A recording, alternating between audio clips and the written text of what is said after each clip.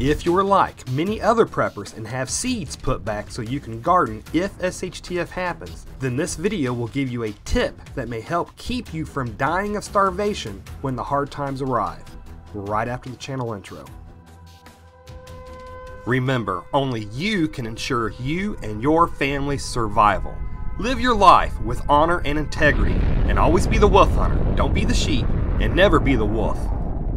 Welcome. I'm an avid prepper, an oath keeper, and I'm certified to teach the use of deadly force. If you want to learn actual prepping skills and how to protect yourself legally, then please subscribe and also click the bell icon so you won't miss whenever a video is released. We're in this together, so welcome to this community.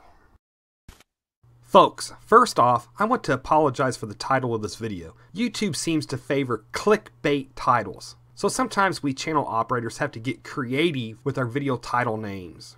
So let's answer the first question. Why is today's video subject so important to preppers? Well, if you plan to garden during SHTF, gardening is not as simple as just plowing up some dirt and planting some seeds. And if this is your plan just to hoard seeds and never practice gardening beforehand, you're almost certainly sentencing yourself to death in SHTF. Gardening is definitely a learned skill that takes a little practice. And I think that one of the most important lessons that I've learned so far is that you have to have good soil and not just dirt in order for your plants and vegetables to actually grow. So if your plan is to garden to supplement your long-term food stores like me, then the first step to successful gardening without store-bought fertilizers is learning how to compost. I can't stress this enough. I believe that composting is an absolute must if you plan to actually have a working garden during SHTF. And the purpose of today's video is to show simplified composting that any beginner can do. I purposely didn't get into the exact amounts of green material versus brown material or into any of the other technical things. I just wanted to show simple composting for the beginner prepper that will help their garden produce good vegetables. And now we'll answer the question of exactly what is composting. So if you're not familiar with what composting actually is, it's where you save yard waste and other uncooked food scraps and you put it all together and you mix it around regularly. And basically all of that stuff starts breaking back down into nutrient-rich dirt. And then you can add this nutrient-rich stuff back to the soil that you're gardening in. So just to simplify it, when you garden, and as your vegetables and fruits grow, they take nutrients from the soil and they put those nutrients into their vegetables, which then end up in your body when you eat them. So when you compost, you're adding those nutrients back into the soil that your garden had used to make the vegetables. Now here's the huge thing for me and composting. I practice what I call SHTF gardening, meaning that I don't use any store-bought fertilizers or insecticides on my garden because I don't believe that you'll be able to buy those things after SHTF. So I want to learn now how to garden without it. Also, different people compost in different ways. Some people just throw it into piles, while I personally prefer these spinning compost bins that I built. I know that they're not pretty, but they are a lot cheaper than the pre-made store-bought spinning ones. But I like the spinning compost bins because they seem to work a little faster than the standard pile technique, at least for me. But the whole idea of composting is that you're getting all of this discarded stuff and putting it into a pile where it actually begins producing natural heat and cooks a little bit and starts breaking back down into soil. Nice, nutrient-rich soil that will replenish the soil that you've already gardened from. So let's take a look at what you should not compost. From my understanding, you don't want to compost meat or any vegetables that's been cooked with oil. While they will compost down like anything else, they may begin to smell bad and attract scavenger animals.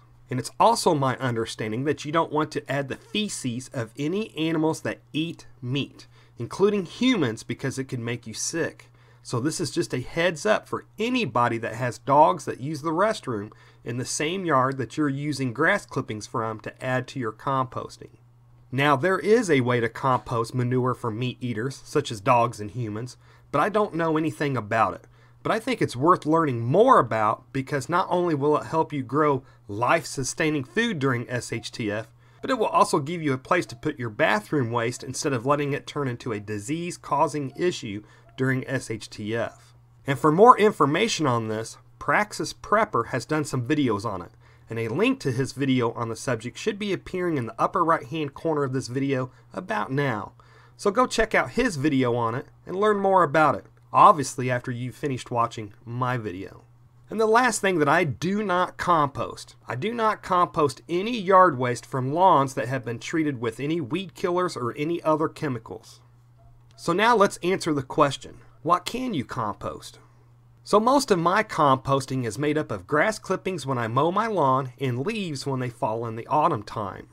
But there's a lot of other things that you can throw into your compost piles, such as coffee grinds or eggshells, and also unbleached cardboard and shredded paper, or rabbit and chicken manure if you have livestock, and also the uncooked ends to the fruits and vegetables that you cut up for dinner. All of these are just a few of the things besides lawn waste that you can add to your compost bins to help give you a better life-sustaining garden.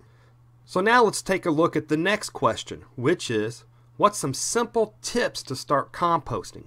Now I've just recently began learning how to compost myself, but here's a little of what I do if you'd like kind of a starting point on learning how to compost yourself. In the fall, in the autumn time, and starting with empty compost bins, I first collect up the leaves after they've fallen from the trees. I like mowing them with the bag on because they break down quicker once they've been chopped up by the lawnmower. Then I just dump them into the compost bins. Now obviously during SHTF, we may not have the gas to run a lawnmower with, so instead of mowing them up, I would just simply rake them up and add them to the bins that way. They won't break down as fast, but they'll still work fine. Now you may notice that I'm filling the bins up pretty full with the dead tree leaves, and that's okay because as they break down, they won't take up nearly as much space. Composting really loses its mass as it's breaking down back into dirt. And I also should point out that it's easier, at least for me, to start out my composting with the tree leaves first. Because if I start out my composting with only springtime grass clippings, then I quickly end up with a green sludge because grass clippings are so green and so wet. So by starting off the compost bin with tree leaves, it really helps with having a good mixture. And then when the spring rolls around and I begin mowing my lawn, I again mow with the bag on it so that it catches the cut grass. And then I also just dump that cut grass into the compost bins. And again, if SHTF happens and I don't have a gas lawnmower, then I'll just simply use this manual lawnmower and then rake the grass clippings up and add them to the bins just the same. And just a quick note, each time I add anything to one of my compost bins, I always immediately give it a tumbling to mix the new stuff up with the old stuff that's already in there. And yes, I know that I need to put some braces on my compost bin to keep it from rocking when I spin it. It's just that it's worked fine for the past couple of years and it's just now needing the braces. But even if I'm going to be dumping 3 or 4 bags into the tumbler while I'm doing yard work that day, each time I'll still give it a quick tumbling so that it gets nice and mixed up. So basically each fall I throw all of the fallen leaves into the compost bins to start the composting process. And then in the spring I start adding the grass clippings, and by the next fall they're all ready to be spread on the garden beds. Now I purposely built my composting bins a little high so that they dump straight into my wheelbarrow. This allows me to dump them straight into the wheelbarrow and then take it straight to the garden bed that I'm wanting to add the compost to. Now once I dump the composting into the garden bed, I just simply mix it up into the dirt that's already in there. And this mixture of dirt and composting will sit like this until spring, where all of the winter rain and melting snow will really help the nutrients from the composting to really mix with the existing soil. And of course when spring comes, I'll till up the soil again to ensure a good mixture right before planting. And another really quick tidbit, it doesn't hurt to throw just a little good soil into your compost bins. That dirt contains whatever kind of enzymes that are needed to break down cut grass and tree leaves back into soil. So by throwing in a little bit of dirt into your compost bin, that will really help kickstart that breaking down process. And also don't ever think that you can have too much composting. You'll be surprised on how much this stuff will break down. What will start out as an almost full bin of grass clippings and leaves will eventually break down into much, much less. And some of you may ask, how do you know when your compost is ready to use? I don't really know how to answer that except to say that once you've noticed your compost has broken down quite a bit, and it also has more of a dirt smell rather than a rotting foliage smell. For me, it's easy because my composting pretty much stays in the bin for most of a year's time before I end up using it.